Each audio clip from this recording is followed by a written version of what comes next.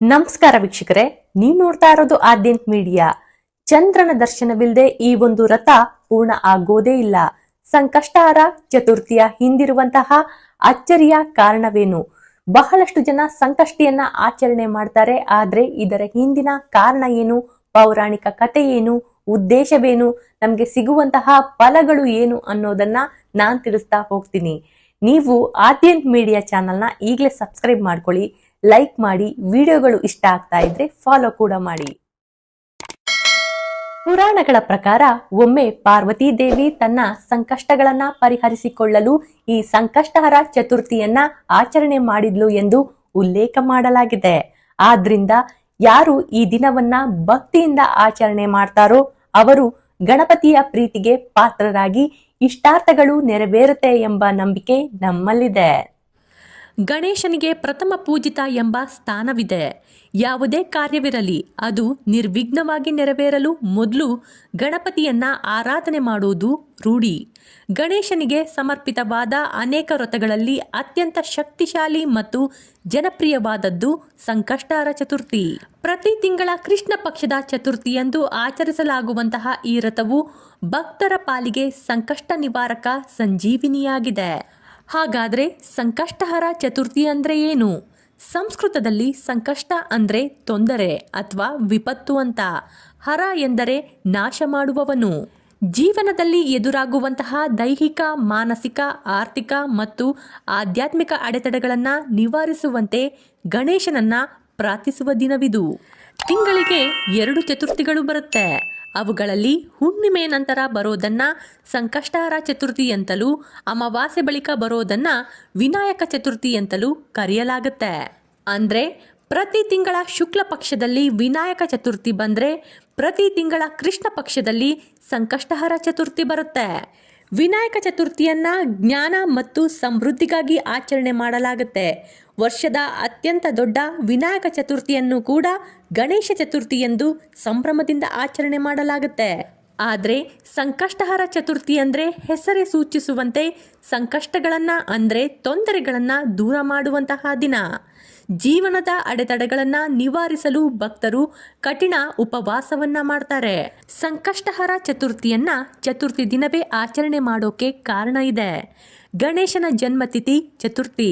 ಪುರಾಣಗಳ ಪ್ರಕಾರ ಶಿವನು ತನ್ನ ಮಗನಾದ ಗಣೇಶನನ್ನ ಎಲ್ಲಾ ದೇವತೆಗಳಿಗಿಂತ ಶ್ರೇಷ್ಠನೆಂದು ಘೋಷಿಸಿ ಅವನನ್ನ ಪೂಜಿಸಲು ಚತುರ್ಥಿಯು ವಿಶೇಷ ದಿನವೆಂದು ನಿಗದಿಪಡಿಸಿದನಂತೆ. ಜೊತೆಗೆ ಮನುಷ್ಯನ ಮನಸ್ಸಿನ ಅಡೆತಡೆಗಳನ್ನು ದಾಟಿ ಜ್ಞಾನ ಪಡೆಯಲು ಈ ತಿಥಿ ಸೂಕ್ತವಾಗಿದೆ. ಗಣೇಶ ತನ್ನ ಭಕ್ತರಿಗಾಗಿ ಈ ದಿನದಂದು ಭೂಮಿಗೆ ಬರುತ್ತಾನೆ ಎಂಬ ನಂಬಿಕೆ ಕೂಡ ಇದೆ. ಈ ಸಂಕಷ್ಟಹರ ಚತುರ್ಥಿಯ ಹಿಂದಿನ ಕಥೆಯನ್ನ ನೀವು ಕೇಳಲೇಬೇಕು. ಒಮ್ಮೆ ಗಣೇಶ ತನ್ನ ವಾಹನದಲ್ಲಿ ಇಲಿಯ ಮೇಲೆ ಕುಳಿತು ಸವಾರಿ ಮಾಡುವಾಗ ಇಲಿಯು ಹಾವನ್ನು ಕಂಡು ಹೆದರಿ ಜಿಗಿಯಿತು.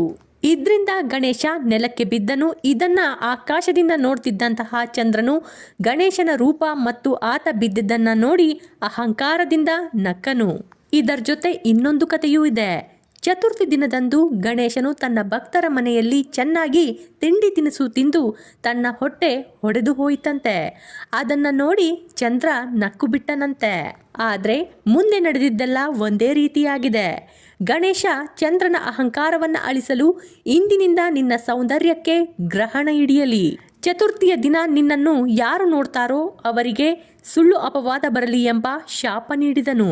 ಇದರಿಂದ ಭಯಗೊಂಡಂತಹ ಚಂದ್ರ ತನ್ನ ತಪ್ಪನ್ನು ಕ್ಷಮಿಸಲು ಗಣೇಶನಲ್ಲಿ ಮೊರೆ ಹೋದನು. ಕೊನೆಗೆ ಮನಸೋತ ಗಣೇಶ ಸಂಪೂರ್ಣವಾಗಿ ಶಾಪವನ್ನ ಹಿಂಪಡೆಯಲು ಸಾಧ್ಯವೇ ಇಲ್ಲ. ಆದರೆ ನೀನು ಈ ಚತುರ್ಥಿಯಂದು ಯಾರು ಉಪವಾಸವಿದ್ದು ಪೂಜೆ ಸಲ್ಲಿಸ್ತಾರೋ ಅವರಿಗೆ ವರವನ್ನ ನೀಡು ಎಂಬ ಶಾಪದ ತೀವ್ರತೆಯನ್ನ ಕಡಿಮೆ ಮಾಡಿದನು. ಅಂದಿನಿಂದ ಚತುರ್ಥಿ ದಿನ ಚಂದ್ರನ ದರ್ಶನ ಮತ್ತು ಗಣೇಶನ ಪೂಜೆ ಅವಿನಾಭಾವ ಸಂಬಂಧವನ್ನ ಹೊಂದಿದೆ. ನಿಮಗೆಲ್ಲ ಅಂಗಾರಕ ಚತುರ್ಥಿ ಬಗ್ಗೆ ಗೊತ್ತಿದೆ ಅಲ್ವಾ?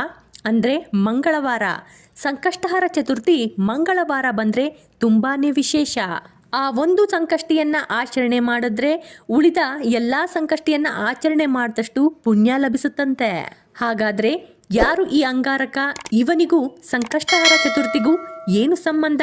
ಋಷಿ ಭಾರದ್ವಾಜ ಪುತ್ರನಾದ ಅಂಗಾರಕ ಅಂದ್ರೆ ಮಂಗಳ ಗಣೇಶನನ್ನ ಕುರಿತು ಕಠಿಣ ತಪಸ್ಸನ್ನ ಮಾಡ್ತಾನೆ.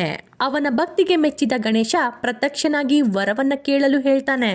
ದೇವ, ನಿನ್ನ ದರ್ಶನದಿಂದ ನಾನು ಪವಿತ್ರನಾದೆ.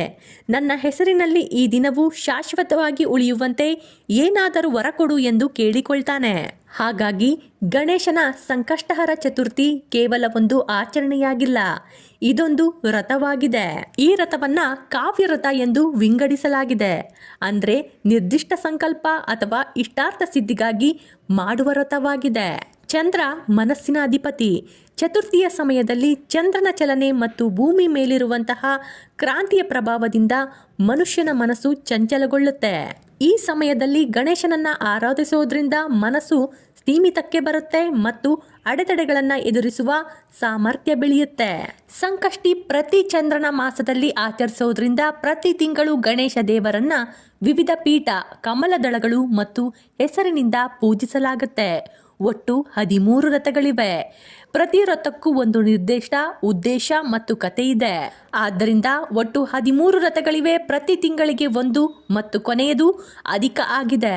ಇದು ಹಿಂದೂ ಕ್ಯಾಲೆಂಡರ್ನಲ್ಲಿ ಪ್ರತಿ 4 ವರ್ಷಕ್ಕೊಮ್ಮೆ ಬರುವ ಒಂದು ಹೆಚ್ಚುವರಿ ತಿಂಗಳು.